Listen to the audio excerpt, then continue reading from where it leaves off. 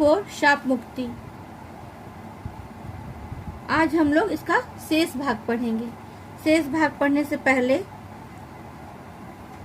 हम लोग first part में पढ़े हैं कि बूढ़ी दादी का आंखों का इलाज कराने के लिए उसका पोता जो है दिल्ली के एक प्रसिद्ध डॉक्टर के पास, जो डॉक्टर प्रभात हैं, उनके पास ले जाता है और वहाँ दादी का आंखों का इलाज होता है। इलाज के बाद डॉक्टर और दादी और उनके पोतों के बीच में आपसी बातचीत निकलती है और बातचीत के दौरान उन्हें पता चलता है कि वे लोग एक ही स्थान के रहने वाले हैं, जो इलाहाबाद के हैं।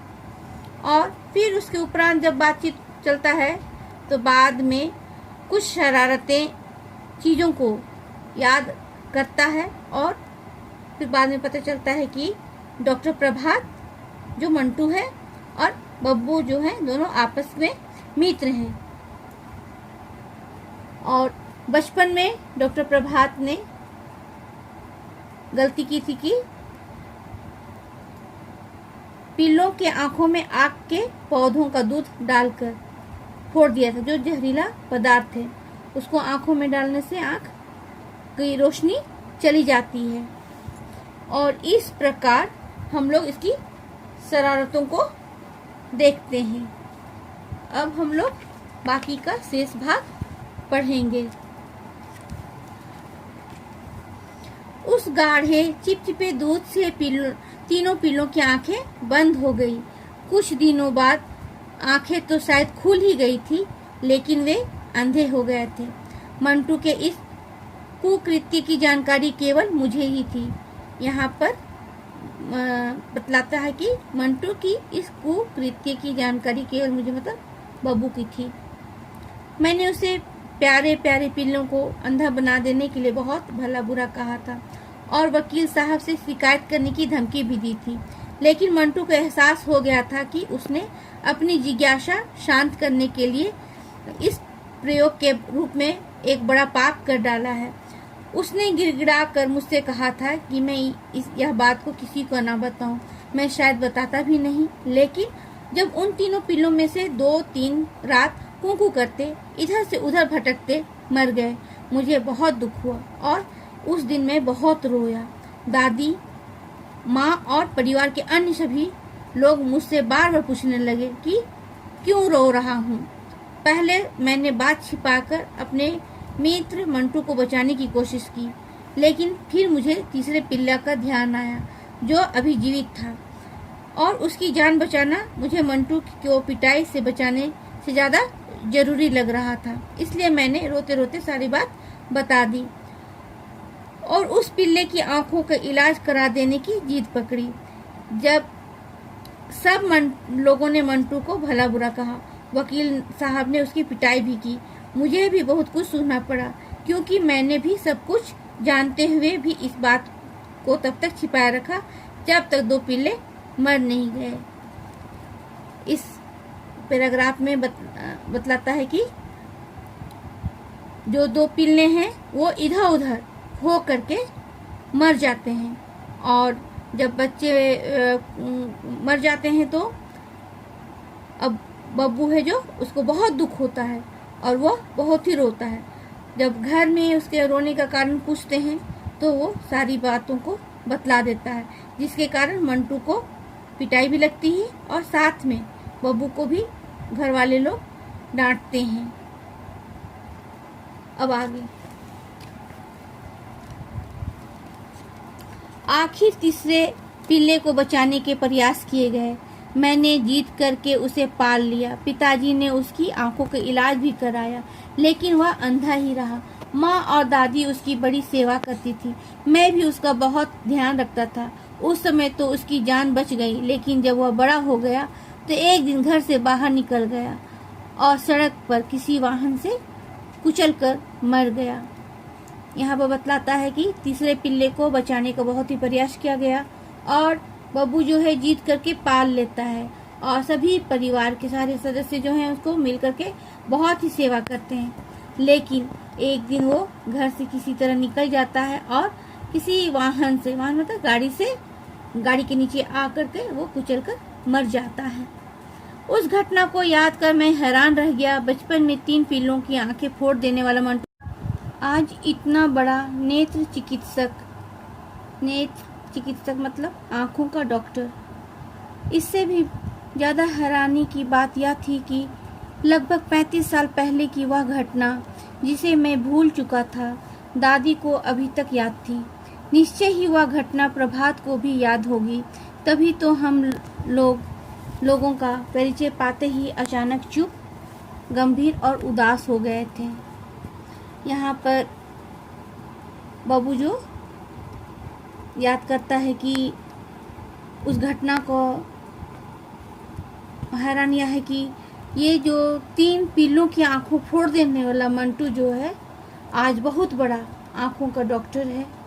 और उससे भी ज़्यादा हैरानी की बात यह है कि दादी जो है उसकी बहुत बूढ़ी हो गई है।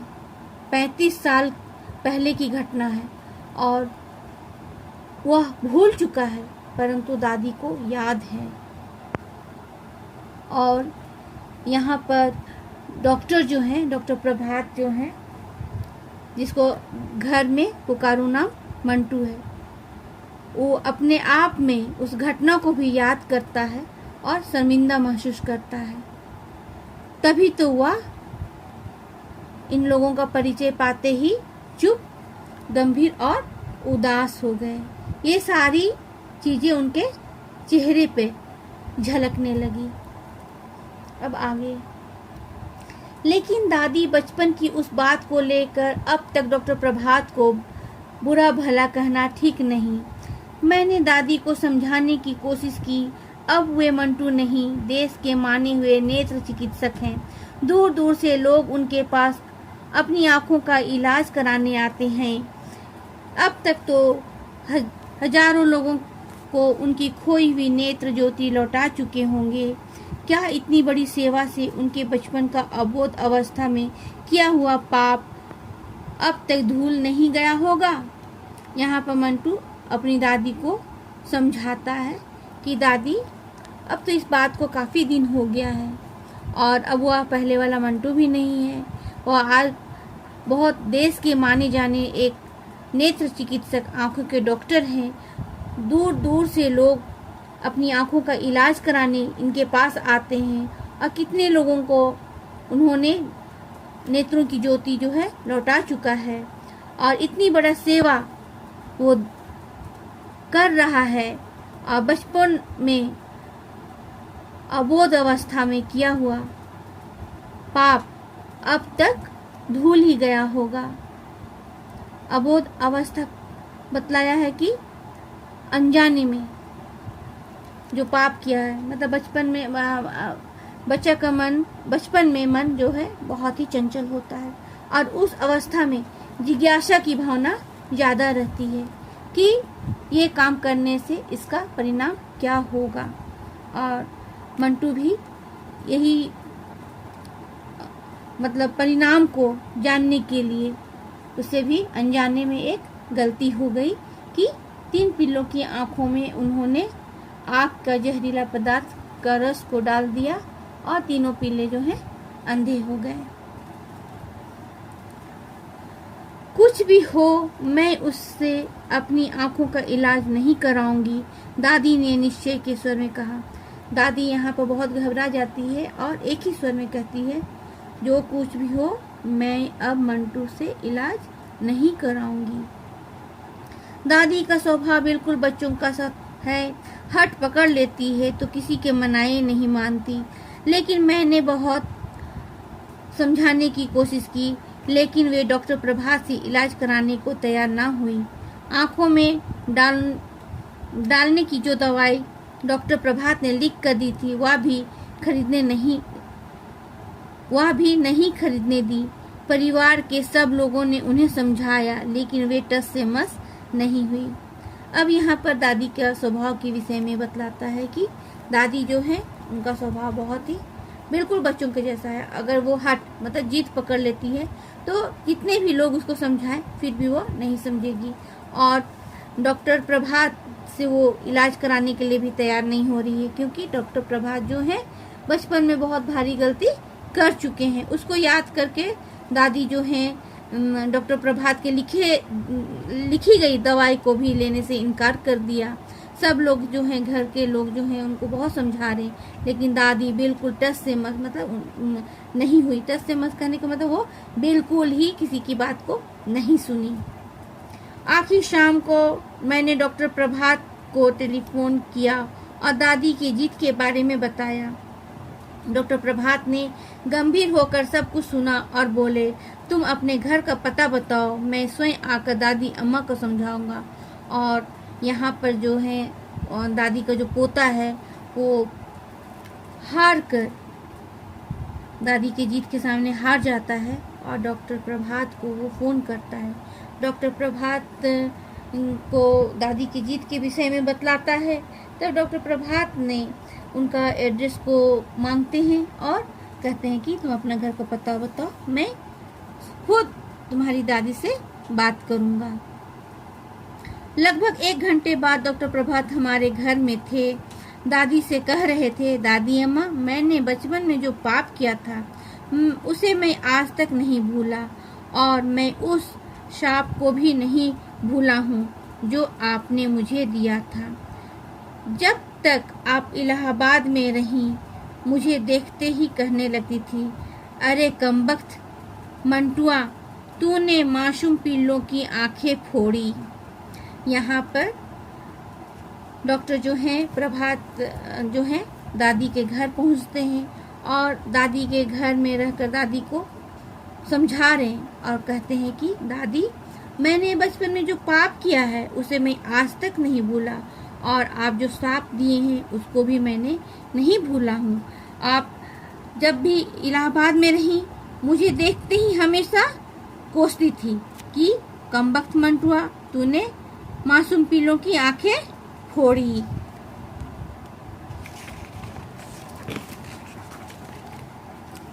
है तेरी आंखें भी किसी दिन किसी तरह फूटेगी। आपके इस शाप से मुझे अपने पाप का बोध हुआ और मैंने फैसला कर लिया कि मुझे जीवन में नेत्र चिकित्सक ही बनना है। मेरी आंखें तो आपके शाप के कारण कभी फूटेगी ही, पर उससे पहले मैं बहुत सी आंखों का रोशनी दे जाऊंगा। उन बहुत सी आंखों में से 2 आंख आपकी भी होगी दादी अम्मा। यहाँ पर डॉक्टर प्रभात जो हैं दादी को समझाते हैं कि दादी, आप जो शाप दिए हैं उससे तो मेरी आंखें फूटेगी ही, लेकिन मैं इस शाप को से पहले मैंने फैसला किया कि मुझे अपने जीवन में एक बहुत ही बड़ा आँखों का डॉक्टर बनना है और बहुत सारे लोगों का आँखों का इलाज करना है। मेरे आँख फूटने से पहले मैं बहुतों को आँखों की रोशनी को देना चाहता हूँ। उनमें 2 आँखें आपकी होगी। डॉक्टर प्रभात की बातों में ना जाने कैसा जादू था कि दादी की ही नहीं, हम सब की आंखें भर आई। दादी तो इतनी भाव विह्वल हो उठी कि उन्होंने डॉक्टर प्रभात को पास बुलाकर हृदय से लगा लिया। डॉक्टर प्रभात जो हैं अपने बातों से, अपने स्वभाव से सबके मन को, मतलब दादी के मन को जीत लेते हैं और इस खुशी में दादी की आंखें जो हैं भर आती है। भर आना मतलब उसकी आंखों में आंसू भर आते हैं और दादी इतनी भाव विह्वल हो जाती है कि वो डॉक्टर प्रभात को अपने पास बुलाकर उसे गले से या हृदय से लगा लेती है। उनके सिर पर स्नेहपूर्वक हाथ फेरते हुए कहा, जीते रहो मेरे लाल, तुम्हारी आंखों की ज्योति हमेशा बनी रहे। यहाँ पर हम देखते हैं कि दादी जो है बहुत ही भाव विह्वल खुशी हो जाती है और स्नेहपूर्वक उनके हाथ जो हैं डॉक्टर प्रभात के सिर पर पहुंच जाते हैं और वो आशीर्वाद देती है, कहती है कि जीते रहो मेरे लाल, तुम्हारी आंखों की रोशनी हमेशा बनी रहे। इसके बाद दादी ने मुझे कहा, अरे बबुआ, तेरा बाल शाखा आया है, इसकी खातिरदारी नहीं करेगा। यहाँ पर दादी जो है अपने पोते से कहती है कि अरे बबुआ, तेरा बाल सखा मतलब बचपन का दोस्त आया है, क्या तुम उसकी खातिरदारी नहीं करोगे? जा इसके लिए अच्छी सी मिठाई लेकर आ और सुन, इसने मेरी आँखों के लिए जो दवाई लिखी थी ना, वह भी खरीद लाना। और यहाँ दादी जो है अपने पोते को कहती है कि दुकान से जा कर के अच्छी से कोई मिठाई लेके आओ और जो इसने जो दवा लिखी है वो भी साथ में लेते आना। यहाँ पर जीवन मूल्य जो है लिखा हुआ कि गलतियों से सीख लेना ही मनुष्य की विशेषता है। हम जो गलती करते हैं उसको सुधारना या उनसे सीख लेना ही मनुष्य की विशेषता है। अब हम लोग कठिन शब्दों को देखेंगे। आपके पाठ में देखिए यहाँ पर कठिन शब्दों का अर्थ दिया हुआ है।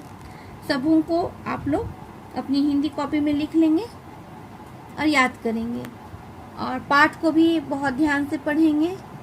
और कुछ क्वेश्चन से उसको मैं बतला रही हूँ, उसको आप लोग अपनी हिंदी कॉपी में लिखेंगे और मुझे दिखलाएंगे भी। क्वेश्चन देखिए, ध्यान से सुनिए। मौखिक क्वेश्चन, बूढ़ी दादी की आंखों का इलाज कराने लेखक कहाँ गया था? बूढ़ी दादी का इलाज कराने लेखक दिल्ली के प्रसिद्ध नेत्र चिकित्सक डॉक्टर प्रभात के क्लिनिक पर गया था। डॉक्टर प्रभात ने दादी की आंखों की जांच किसकी सहायता से की? डॉक्टर प्रभात ने कई उपकरणों एवं यंत्रों की सहायता से दादी की आंखों की जांच की। डॉक्टर प्रभात कहाँ के रहने वाले थे?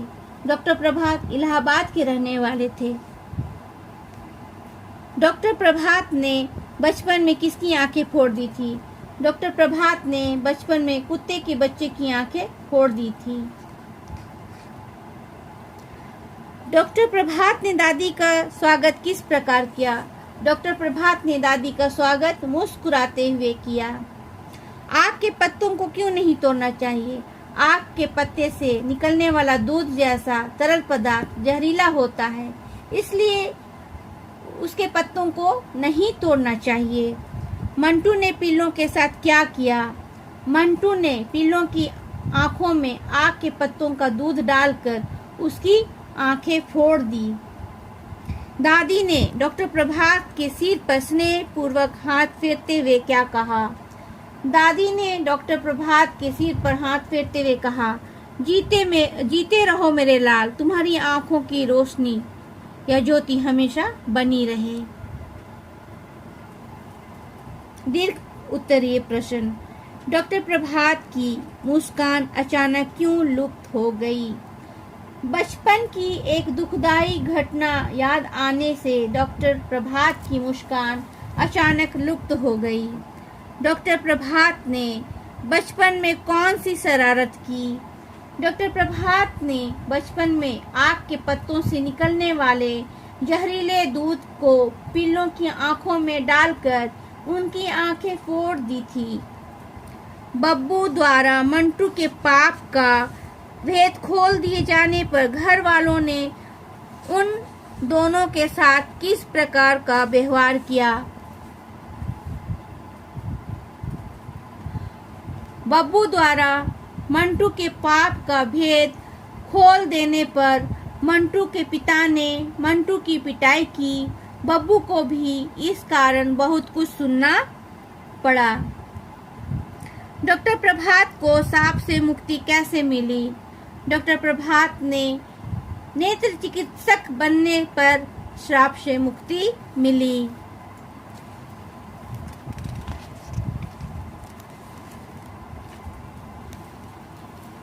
भाग नंबर, निम्न वाक्यों को घटना के क्रम में लिखिए। क्रम में इसको सजा के लिखना है। जैसे यहाँ पर मैं बतला रही हूँ कि ये तुम्हारी आंखों की ज्योति हमेशा बनी रहे, ये जो है ये 4 नंबर होगा। मैं उस सांप को भी नहीं भूला हूँ, ये आपका 3 नंबर। बुढ़ापे में नजर कमजोर हो ही जाती है, ये 1 नंबर। अरे बबुआ, तेरा बाल सखा आया है, इसकी खातिरदारी नहीं करेगा, ये हो जाएगा आपका 5 नंबर।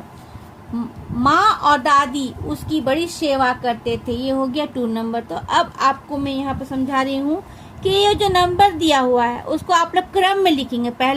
सबसे पहले 1 2 3 4 और 5।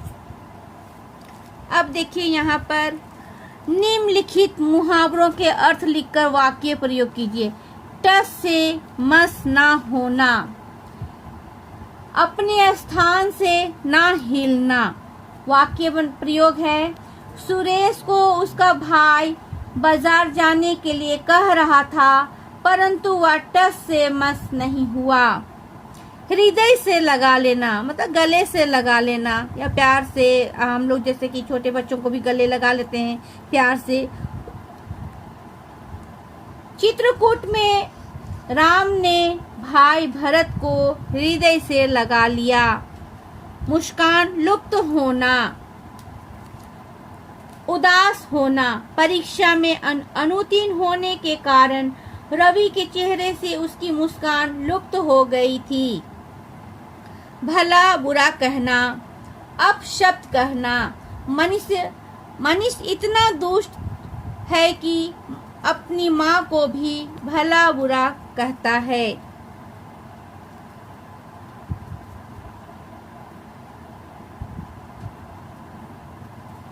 यहीं तक आप लोग अपना होमवर्क कीजिएगा और हिंदी कॉपी में करेंगे। सभी प्रश्न का उत्तर को लिख लीजिएगा, सुंदर हैंड राइटिंग में लिखेंगे।